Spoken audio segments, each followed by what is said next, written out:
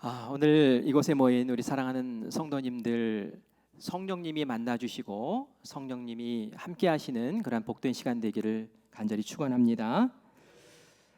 거대한 컨테이너 한 척이 태평양을 건너서 부산 항해에 이제 입항을 하게 되었습니다.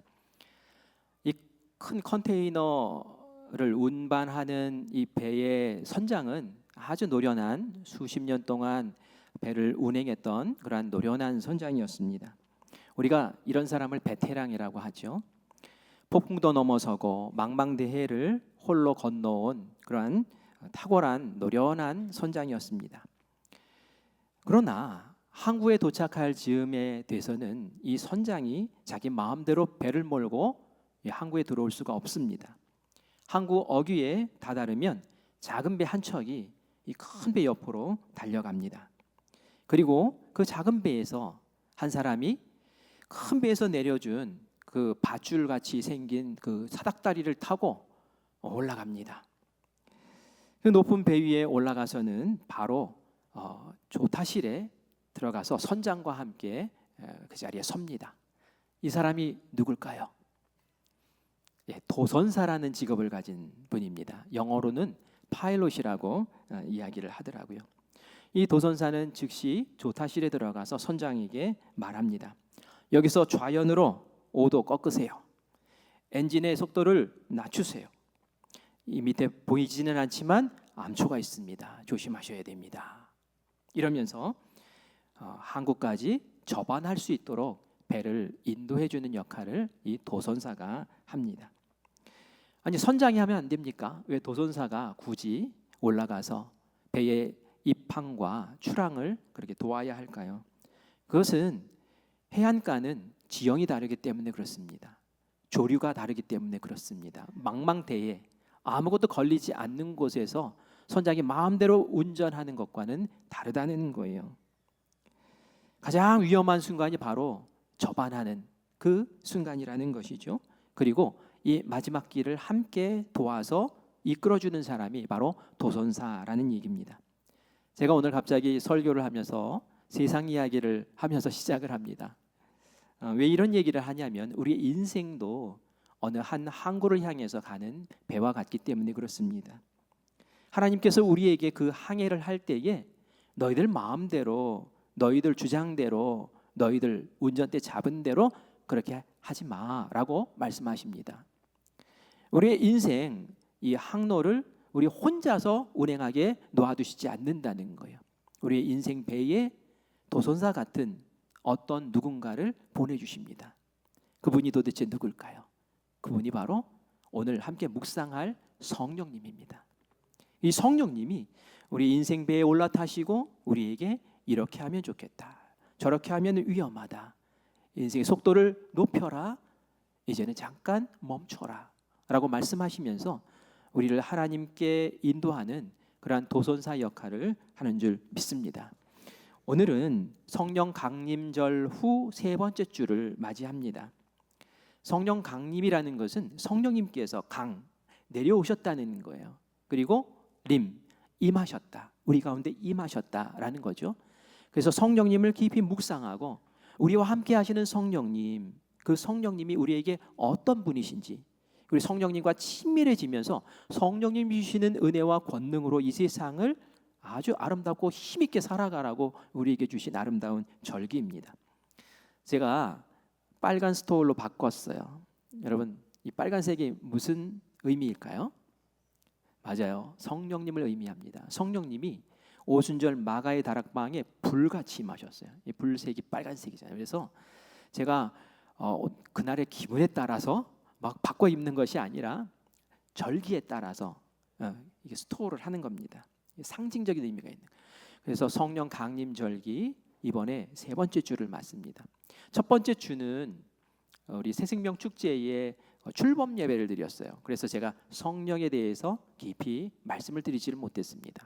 우리 두 번째 주는 우리 평신도 주일로 우리 장로님이 간증과 함께 말씀을 은혜롭게 잘 전해 주셨는데, 이번 이제 세 번째 주에는 성령님께 좀 집중해서 우리 말씀을 듣고 또 몇 주간에 걸쳐서 성령님과 좀 친밀해지는 시간을 갖고 싶습니다. 하나님도 계시고 예수님도 계시고 성령님도 계시죠. 이 삼위일체의 하나님이라고 우리가 얘기를 합니다. 그런데 이 삼위일체이신 하나님이 구약 시대에는 하나님이 굉장히 강권적으로 주도권을 잡고 역사하셨어요. 세상을 창조하셨어요. 그리고 사람들의 삶 속에 하나님이 개입하셔요. 아담과 하와가 있는 에덴 동산에도 하나님이 나타나셨던 만나 주셨고요. 그리고 노아, 모세 이런 위대한 신앙의 인물들과 직접 대화도 하시고요. 이렇게 해라 저렇게 해라 가르쳐 주시기도 하면서 이렇게 이끌어 나가십니다. 때로는 천사를 보내셔서 하나님의 이 일을 감당케 하시기도 하죠. 그러나 예수님이 이 땅에 오셨을 때는 예수님이 주도하십니다.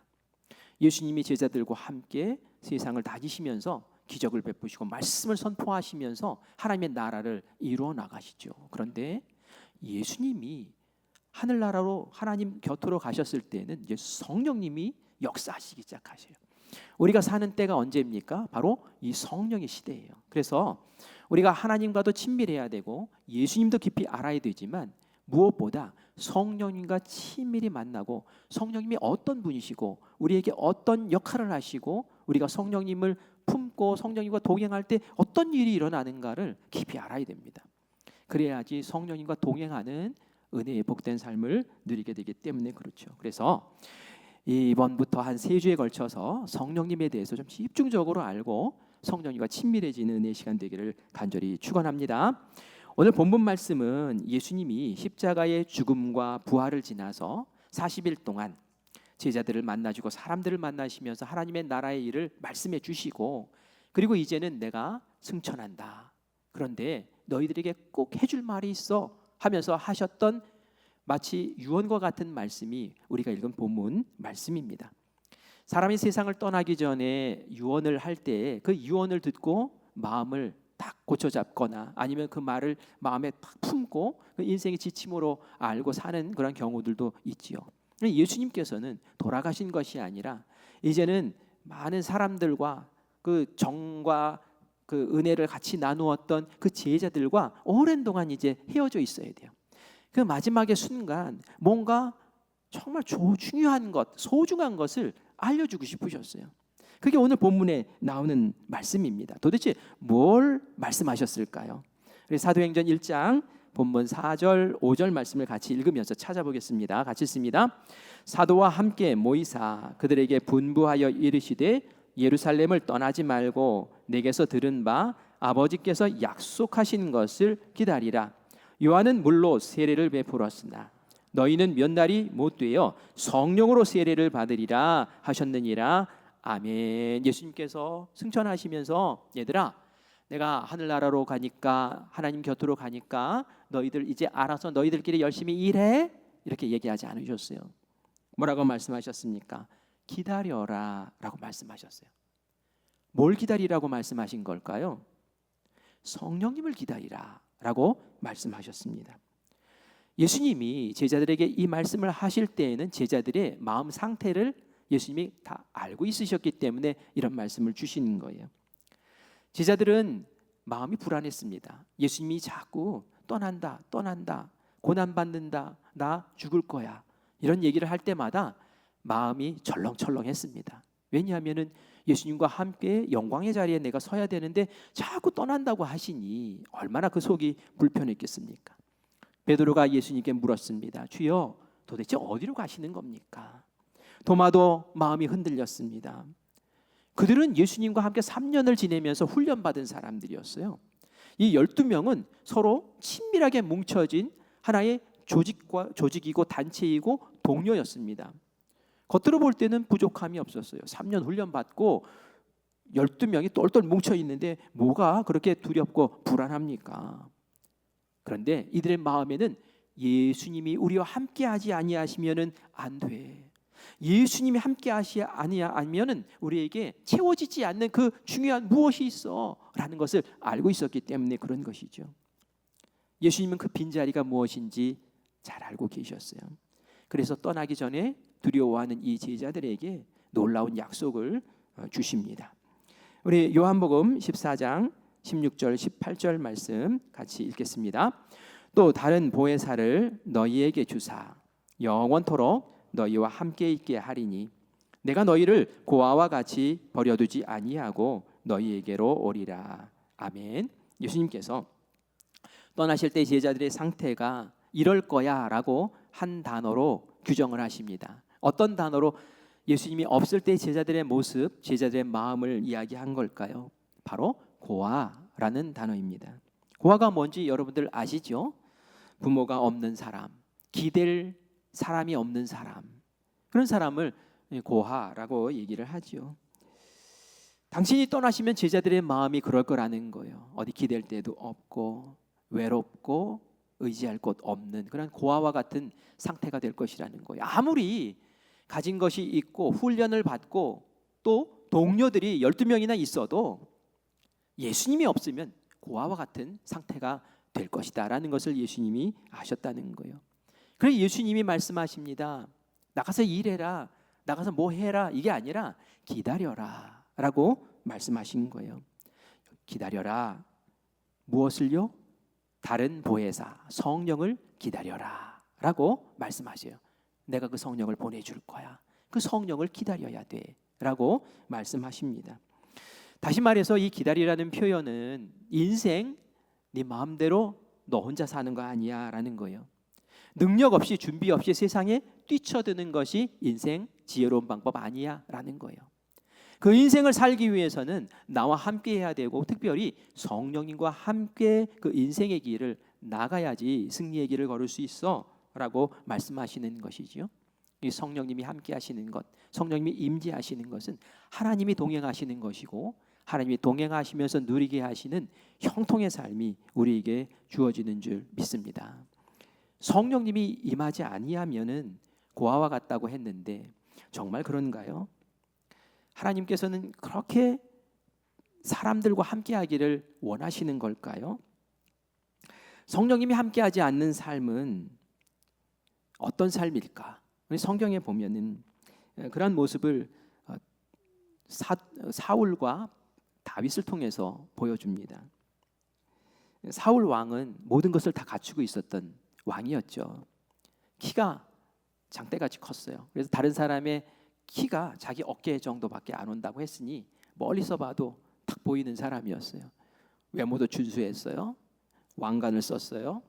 사람들에게 박수 받을 정도로 전쟁에 나가서 전쟁을 늘 승리로 이끄는 그러한 이스라엘의 왕이었어요. 모든 것을 다 가진 것 같았어요. 부족한 게 없었어요. 그러나 성경은 말합니다. 그에게 한 가지 치명적인 부족함이 있다고.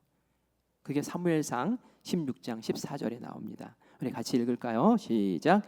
여호와의 영이 사울에게서 떠나고 여호와께서 부리시는 악령이 그를 번뇌하게 한지라. 아멘. 아멘. 다 갖춘 것 같았는데 한 가지가 없었어요. 뭐가 없었습니까? 하나님의 영이 없었다는 거예요. 성령님이 없었다는 거예요. 그 전에 성령님이 사울에게 임하셨어요. 사무엘 선지자가 그에게 기름 부으면서 성령님이 임하셨는데 부족하고 수줍어하고 저는 못해요 했던 이 사울이 성령님이 임하시니까 담대해지고 강건해지고 권능이 생겨서 이스라엘의 왕의 역할을 그렇게 잘 감당을 했어요. 그런데 어느 날 교만해지기 시작하죠. 하나님보다 내가 그리고 하나님 말씀보다 사람들의 말을 들으면서 그렇게 나라를 이끌어 나가는 거예요. 하나님께서 안 되겠다. 저렇게 하면 안 되지. 내가 왕인데 왜 네가 왕 노릇을 하느냐 하면서 성령님을 거두어 가십니다. 성령님 떠나신 거예요. 모든 것을 다 갖춘 것 같았으나 성령님이 떠나시니까 그 사람의 사울의 마음에 무엇이 들어갑니까? 악령이 들어가는 거예요. 악령이 들어가서 세상의 생각, 세상의 기준, 세상의 가치를 추구하게 만드는 거예요. 그 기준, 그 가치대로 살아가니 죄인의 길을 걸을 수밖에 없는 거죠. 그런 길을 걸으니 오만한 자리에 앉게 되는 거예요. 얼마나 오만방자한지 몰라요. 자기가 하나님처럼 돼버린 거예요. 그러니 그 인생이 아름다울 수 있겠습니까? 하는 일마다 하나님의 뜻을 벗어난 일들을 하고 결국은 비참한 인생을 맞이하는 것을 보게 되죠.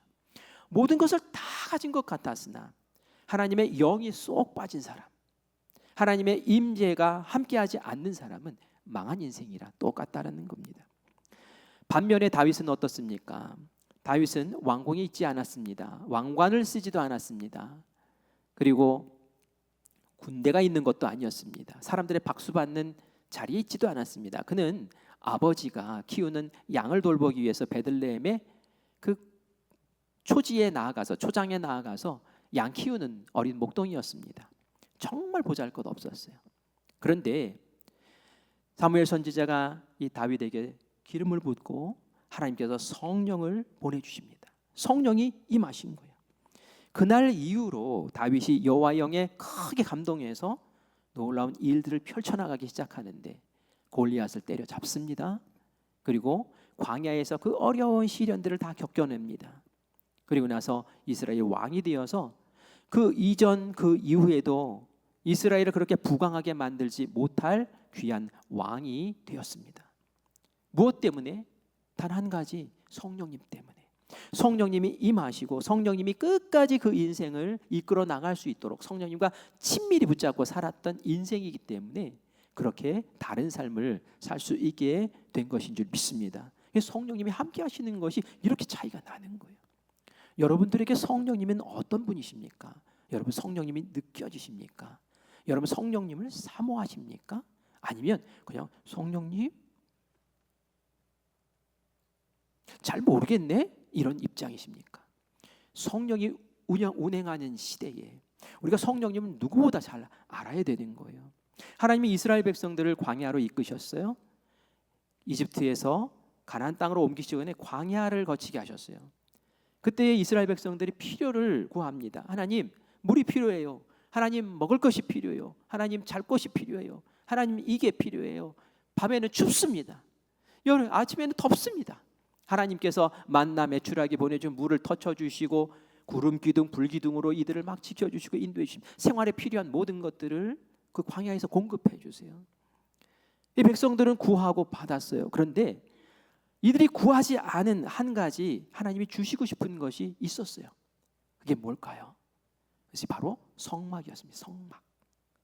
그것은 백성들이 구한 것이 아니었어요. 그런데 하나님이 내가 너희에게 성막을 지을 수 있는 설계도를 알려줄 테니 이 성막을 지어라 라고 말씀하십니다.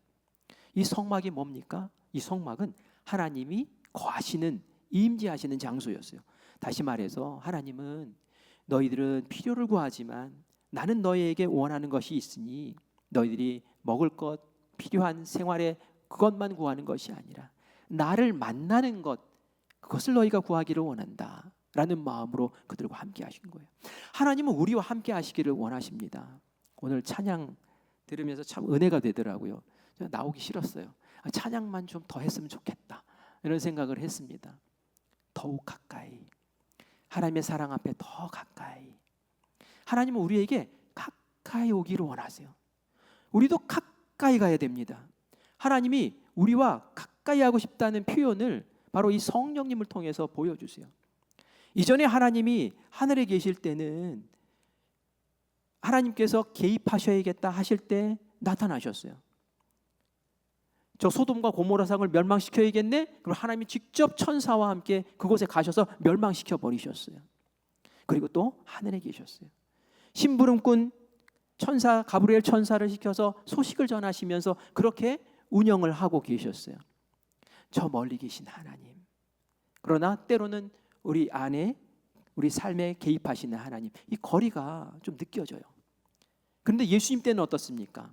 예수님 때는 예수님 몸을 입고 이 땅에 오셨어요.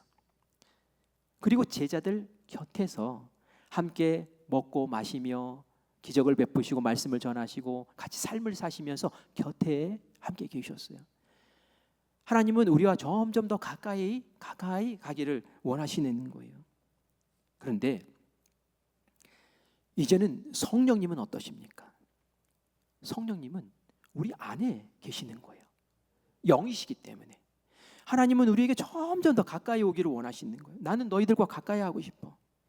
이전에는 성막을 통해서 이스라엘 군중 가운데 있었지만 예수님을 통해서 너희들 바로 옆에, 그리고 이제는 너희들 속에서 너희들과 함께 있고 싶은 것이 내 마음이야 하면서 성령님을 우리에게 보내주신 줄 믿습니다.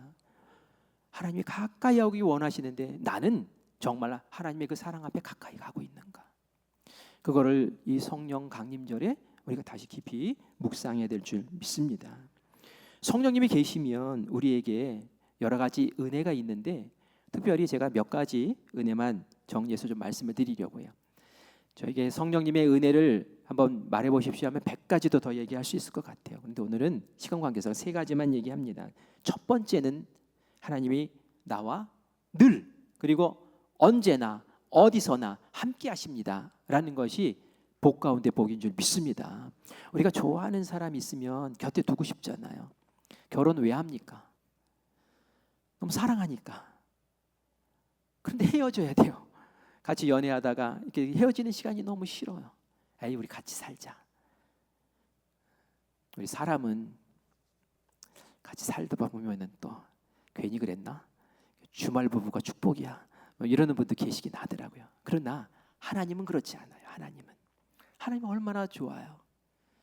성령님 얼마나 좋아요. 그런데 이 성령님이 우리와 함께 하신다는 거예요. 예수님은 옆에 계시고 제자들 곁에 계셨지만 제자들이 걱정했어요. 언제 떠나시지? 언제 가시지? 하면서 걱정하면서 살았단 말이에요. 예수님은 몸을 입고 오셨기 때문에 시간과 공간의 제한을 받고 계셨죠. 시간 속에 사셨고 시간의 흐름 속에 사셨고 공간에 동시에 이곳 저곳에 함께 하실 수가 없었어요. 야이로가 회당장이 예수님에게 찾아와서 내 딸 좀 살려주세요 하고 구합니다. 예수님께서 그래 네 딸 살려줄게 가자 하면서 그 야이로의 집으로 갑니다. 근데 중간에 걸음을 멈추셨어요.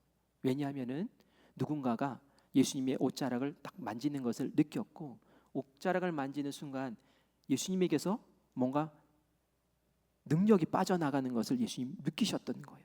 많은 사람이 예수님의 옷을 스쳤습니다. 근데 예수님이 발걸음을 멈추게 하셨던 뭔가가 있었어요. 예수님 멈추셨어요. 누구냐? 누가 내 옷에 손을 댔느냐? 여자가 가슴이 철렁했습니다. 제자들은 아니 많이 스쳐갔는데 뭘 그렇게 아유 그냥 예수님 이런 거 신경 쓰지 마세요 그러는데 예수님은 아니라는 거예요. 여자가 자수를 하죠. 접니다. 제가 12해 동안 혈루증을 앓았는데 아무 의사도 고치지 못했습니다. 제가 예수님은 제 병을 고치실 수 있을 것 같아서 예수님께 말씀도 안 드리고 그 옷자락을 잡았더니 예수님께서 저를 이렇게 고치시네요. 예수님이 그 여자를 책망하신 것이 아니라 그 여자를 칭찬하십니다. 이 여자 같은 믿음이 누가 이 여자 같은 믿음이 있느냐고. 다른 사람 막 구하고 막 그냥 이렇게 하는데 이 여자는 그냥 믿고 옷자락 만졌을 때 역사가 일어나지 않느냐고. 이런 믿음 가져야 된다고. 이러면서 칭찬하면서 시간을 거기서 끌었어요. 그랬더니 그 자리에 그 야이로의 집에서 종이 한 명 쫓아와가지고는 얘기합니다. 예수님 오실 필요 없다고. 왜요? 죽었다는 거예요. 딸이 죽었으니까 이제 오실 필요 없다는 거예요. 이게 뭡니까? 예수님이 몸을 가지고 있는 한계라는 거예요. 예수님이 야이로의 집에 가셨어야 돼요. 근데 지금 가시는 길에 멈추어신 바람에 그동안에 한 명이 죽어나가 떨어졌어요. 예수님도 시간의 제한을 받으면서 그렇게 한계 속에서 함께 하셨던 거예요. 물론 예수님이 그 죽은 야이로의 딸 집에 가가지고 그 딸을 살려내는 기적을 베풀어 주셔서 하나님의 영광 올려드린 줄 믿습니다. 그러나 이런 한계가 있었던 거예요. 예수님이 말씀을 하시죠. 그래서 요한복음 16장 7절과 같이 말씀하십니다. 우리 같이 읽어보겠습니다. 그러나 내가 너희에게 실상을 말하노니 내가 떠나가는 것이 너희에게 유익이라. 내가 떠나가지 아니하면 보혜사가 너희에게로 오지 아니할 것이요 가면 내가 그를 너희에게로 보내리니. 아멘. 예수님이 나는 육신에 이렇게 한계가 있어. 육신에 갇혀 있기 때문에 시간과 공간에 그런 한계에 갇혀 있어. 베드로가 저쪽에 있으면 나는 야고보와 함께 할 수가 없어. 그런데 내가 가면 너희에게 더 유익이 돼. 왜냐하면은 내가 성령을 보내줄 거야. 이 성령은 육신을 입고 오는 거 아니거든요. 성령님이 오시면은 각 사람에게 다 찾아와 임재하셔요. 성령님이 오시면 우리 속에 들어와 계셔요. 그러므로 우리가 어디를 가든지 성령님이 늘 함께 하시고 성령님의 은혜와 권능으로 우리를 지키시고 돌보시고 우리를 세워주실 줄 믿습니다. 그러니 얼마나 이게 복이냐는 말이에요. 병원에 가도 우리가 보호자로 가도 들어갈 수 있는 데가 있어요. 못 들어가는 데가 있어요. 어디 못 들어가죠? 수술실 못 들어가더라고요. 아무리 뭐 옆에 있어도 보호자고 뭐 할아버지 할머니라도 가다가 수술실 앞에 가면은 딱 손 놓고 있어야 돼요. 그러나 들어가실 분이 계십니다. 누가 들어가십니까? 성령님 들어가셔요. 영이기 때문에. 그래서 성령님이 중요하다는 거예요. 예수님께서 그렇게 말씀하신 거예요. 너희에게 그게 유익하다고. 내가 가는 게 유익하다고. 성령님을 보내줄 테니까 말이죠. 제가 도선사 얘기를 앞에서 했습니다. 이 도선사가 이제 배를 인도를 할 때에 저 멀리 서 가지고 우연으로 좌연으로 이러면서 막 손짓하면서 뭐 이렇게 지시하는 거 아니에요. 어떻게 한다고요? 배 타고 들어가요. 그리고 파도가 막 치는데도 그냥 덜 무서워하면서 덜덜 떨면서 올라간대요. 그리고 나서 어떻게 해요? 배 안에 들어가서 선장 옆에 있는 거예요. 배의 심장에 함께 들어가서 그것을 함께 이끌어주고 운행하고 이 선장의 든든한 후원자가 되어서 그 배를 안전하게 이끌어주는 역할을 한단 말이죠. 그게 바로 성령님이 하시는 역사인 줄 믿습니다. 그러니 얼마나 이것이 감사하냔 말이에요. 또 다른 유익이 있습니다. 이 성령님은 우리에게 말씀을 깨닫게 하시고 하나님의 마음을 깨닫게 하시고 우리에게 소망을 주시는 분이세요. 우리가 모든 것을 가지고 있어도 영의 것을 깨닫지 못하고 또 정말 소중한 것을 알지 못하면 아무것도 아니에요.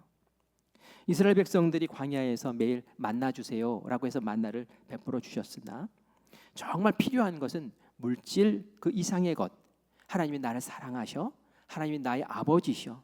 하나님이 우리의 인생과 미래를 책임지실 분이야라는 것을 아는 것이 더 소중한 줄 믿습니다. 로마서 5장 5절 말씀 같이 읽어보겠습니다. 시작.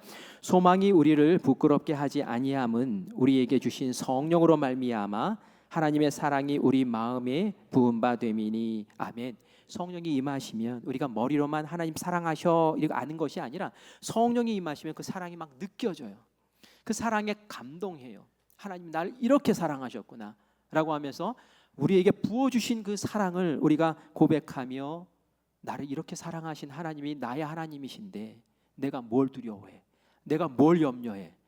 내가 다시 일어서야지 하면서 소망 붙잡고 일어서는 그런 은혜가 있을 줄 믿습니다. 그리고 성령님은 우리가 하나님의 자녀라는 것을 알게 하셔요. 로마서 8장 15절 말씀 같이 읽습니다. 너희는 다시 무서워하는 종의 영을 받지 아니하고 양자의 영을 받았으므로 우리가 아빠 아버지라고 부르짖느니라. 아멘. 아멘. 우리가 성령님이 임하시기 전에는 하나님을 무서워해요. 그래서 종의 영을 받았다는 얘기를 쓰는 겁니다. 종의 영. 하나님을 볼 때 하나님은 무서워하고 완고한 주인이고 나는 종이에요. 늘 그 말에 덜덜 떨고 혼나면 어떡하나 이러면서 이런 관계 속에서 쩔쩔매면서 신앙생활을 한다는 거예요. 이거 얼마나 불쌍합니까? 그런데 하나님의 영이 우리 가운데 임하시면 하나님의 영이 깨닫게 하시는 거예요. 뭘 깨닫게 하시면 하나님이 너를 자녀 삼으셨다라는 것을 이해하고 알게 하신다는 거예요. 그러면서 하나님 감사합니다. 그러면서 고백하는 거예요. 아버지, 아빠. 이 말을 감히 누가 합니까? 성령님이 우리에게 알게 하시고 그렇게 고백하게 하시니 우리가 아빠, 아버지라고 고백하게 되는 줄 믿습니다.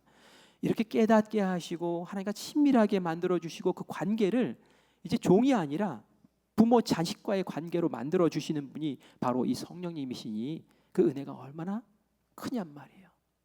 이런 은혜를 우리가 성령님을 통해서 받고 그것을 감사하고 그것을 누려야 될 줄 믿습니다.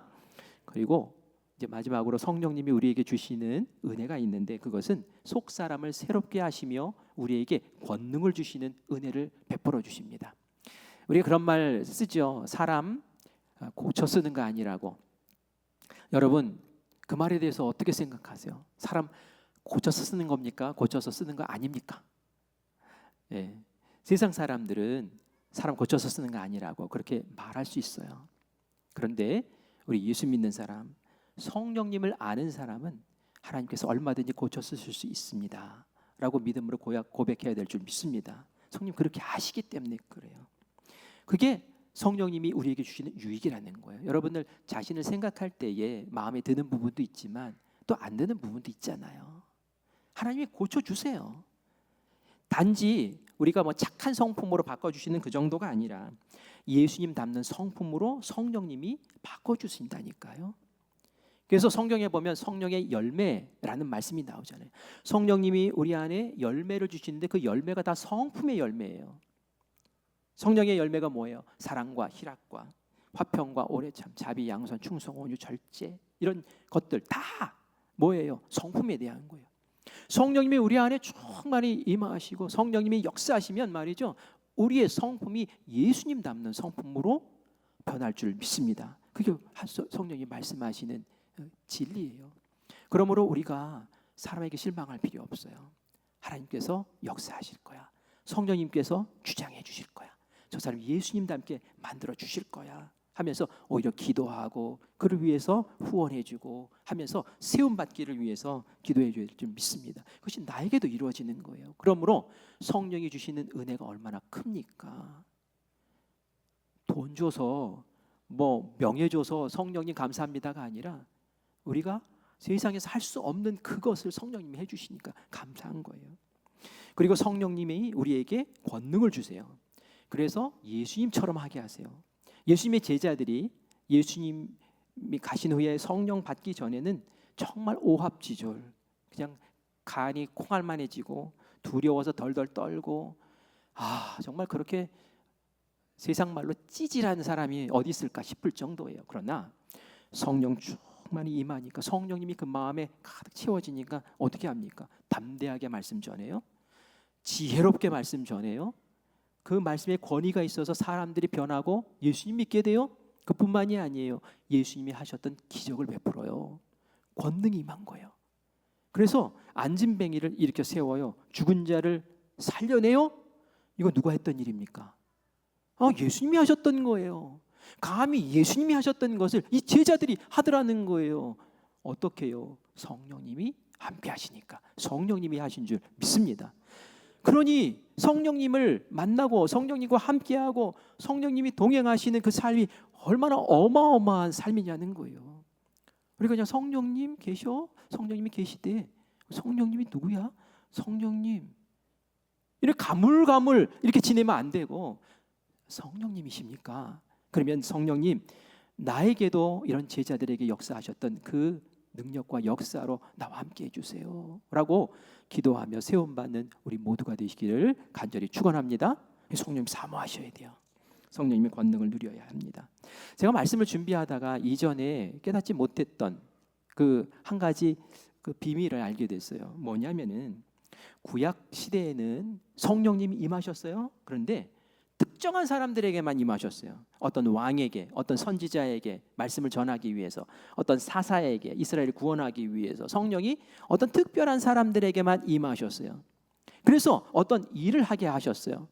그런데 신약으로 넘어와서 오순절 마가의 다락방에 성령이 임하셨을 때를 보니까 어떤 특정한 사람들에게만 임한 것 아니었어요.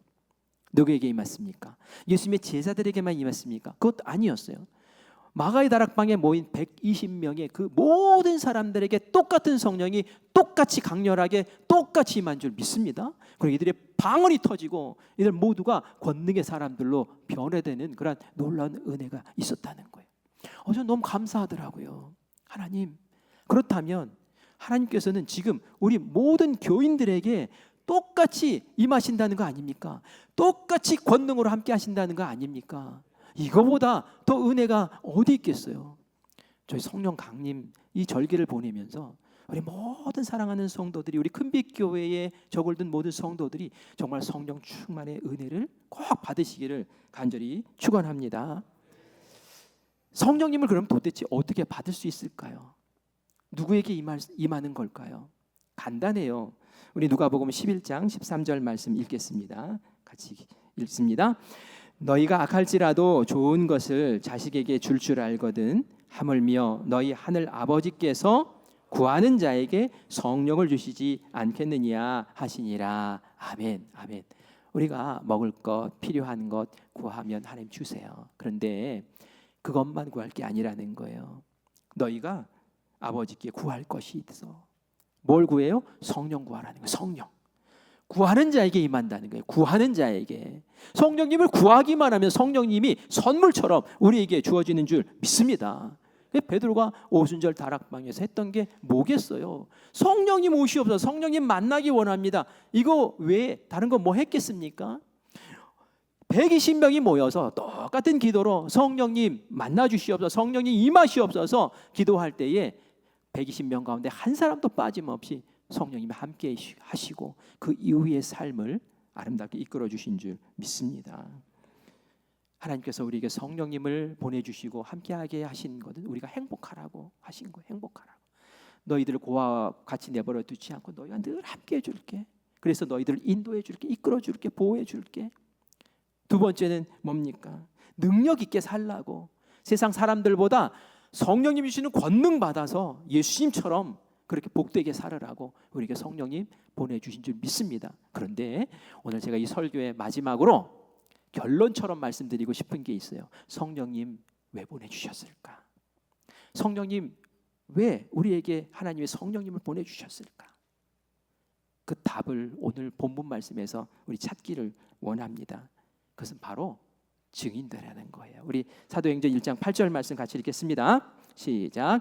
오직 성령이 너희에게 임하시면 너희가 권능을 받고 예루살렘과 온 유대와 사마리아와 땅끝까지 이르러 내 증인이 되리라 하시니라. 아멘. 성령을 보내신 궁극적인 목적, 가장 큰 목적, 그것은 우리를 위로하고 우리를 격려하고 우리를 권능 있게 하는 데서 그치는 것이 아니라 그것을 넘어서서 예수님의 증인 되라 라고 말씀하신 줄 믿습니다. 그게 성령을 보내주신 최고의 이유라는 거예요. 성령님이 우리 가운데 함께 하시면서 증인되래요. 증인이 뭡니까? 증인 어려운 거 아니에요. 증인은 내가 본 것, 내가 겪은 것, 내가 아는 것 그냥 그대로 진솔하게 얘기하는 게 증인이에요. 여러분, 복음 전하는 게 어려운 게 아니에요. 나와 함께 하신 하나님, 나에게 능력 주신 하나님, 내 삶을 이끌어 주신 하나님 그대로 있는 그대로 이야기하는 것이 증인된 삶인 줄 믿습니다. 그게 뭐가 어려워요? 우리가 다 할 수 있는 거예요. 그거 제발 해달라고 예수님께서 마지막에 부탁하시고 그리고 하늘나라로 가시고 우리에게 성령을 보내주신 줄 믿습니다. 여러분들이 성령 받기 위한 이유 가운데 우리에게 유익이 됩니다라는 것뿐만이 아니라 하나님이 우리에게 증인되라고 하셔서 성령 보내신 줄 믿사오니 우리가 그 말씀 순종해서 증인되고 싶습니다 라고 그렇게 고백하며 나아간 복된 삶 되기를 간절히 축원합니다. 우리가 새생명 축제를 지금 진행하고 있어요. 성령님이 함께 하셔야 됩니다. 사람이 아무리 프로그램을 세우고 뭐 별 일을 다 해도 성령님이 함께 하시지 않으면은 안 돼요. 왜 안 되냐면 교회로 오는 그 마음은, 사람의 마음은 우리가 어떻게 할 수가 없기 때문에 그래요. 성령님이 하셔야 되기 때문에 그래요. 여러분들이 한 영혼 한 영혼, 한 가정 한 가정 작정할 때에 하나님 그 마음을 주님께서, 성령님께서 움직여 주세요. 그 이름을 제가 알게 해주세요. 그래서 내가 그를 만나게 하시고 그를 모실 수 있게 해주세요 라고 그렇게 기도하시기를 간절히 바랍니다. 성령님은 도와주실 거예요. 오늘 우리가 새가족 인사드렸잖아요. 제가 새가족 만나서 같이 이렇게 이야기를 하고 신방을 하다 보면 공통적인 게 한 가지 있어요. 그게 뭐냐면은 하나님이 다 무르익게 하셨구나라는 거예요. 억지로 강제로 오시는 분들이 아니더라고요. 다 마음에 어느 교회 갈까 하고 고민할 때에 우리 교회 오세요 하고 초청하는 손을 내밀었을 때 오신 분들이더라고요. 이 두 분도 마찬가지예요. 가정 예배 드리면서 어느 교회 가지? 이 교회 가볼까? 저 교회 가볼까? 누가 교회 좀 소개시켜주면 좋겠는데 하는 찰나에 우여주 자매가 우리 교회에서 이런 행사 있으니까 아이 데리고 오시라고 딱 오자마자 한 방에 이 교회가 내 교회네. 그러고 같이 예배 신앙생활 지금 이제 잘 시작하신 줄 믿습니다. 분명히 이런 분들이 우리 주변에 있어요. 우리는 그냥 증인되면 되는 거예요. 이번 새생명 축제를 통해서 이런 일들 꼭 이루시기를 간절히 바랍니다. 제가 그 한 영혼 작전 카드 제가 거두어서 제가 직접 입력하면서 사연도 적어놓고 그러면서 관리를 하고 있어요. 우리 부교육자들한테 시킬 수도 있고 우리 전도사님에게 작년에는 시켰는데 지금은 제가 직접 합니다. 왜요? 제 마음이고 제 관심이고 제가 더 집중하고 싶어서 그래요. 그런데 우리 교인 가운데 아직 안 오신 분들이 많이 계세요. 여러분 성령님의 음성에 순종하시기를 바래요. 제가 오늘 아침에 감동받았어요. 뭘 감동받았냐면 우리 민경호 장로님이 새가족실에 앉으셔가지고 아침 기도회 마치고 새생명 그 작전 카드 그거를 또 적고 계시더라고요. 아니 그게 뭐 감동이에요. 그냥 하는 거지? 아니에요, 감동이에요. 왜냐하면 첫 주에도 몇 분 적어내셨어요. 두 번째 주에도 또 적어내셨어요. 세 번째 주인 오늘 아침에도 또 한 분 또 이렇게 적는 모습을 제가 봤어요. 제가 안 보는 것 같아도 다 봐요. 그 마음이 너무 감사하더라는 거예요. 어떤 사람은 그 교회에서 하는 연중 행사지, 아예 누군가 하겠지. 이런 마음이 우리 교회 교인의 마음입니까? 그런 마음이 우리 큰빛교회 성도의 마음이냔 말이에요. 이게 하나님의 주신 마음이고 성령님이 주신 마음이냔 말이에요. 우리 장로님 감사했어요.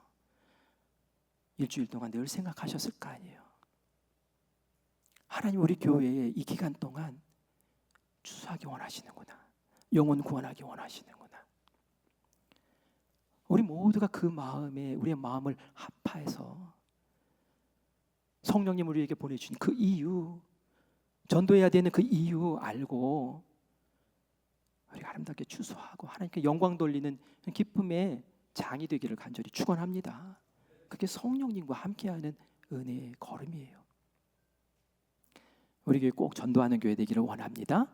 영혼 구원하는 교회 되기를 원합니다. 그리고 여러분들이 주인 되시기를 간절히 소망합니다. 말씀을 정리합니다. 예수님이 떠나시기 전에 성령님을 우리에게 왜 보내주시기로 약속하셨습니까?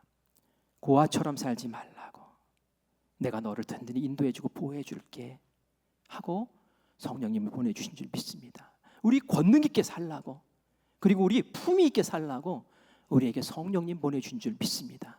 그런데 그것뿐만이 아니라 제발 나의 복음의 증인되라고 성령님 보내주신 줄 믿습니다.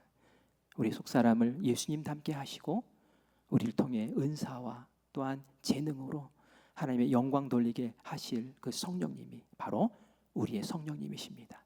이 성령님 붙잡고 성령님과 친밀해지고 성령님과 함께 승리하는 우리 귀한 모든 성도님들 되시기를 간절히 축원합니다. 아멘.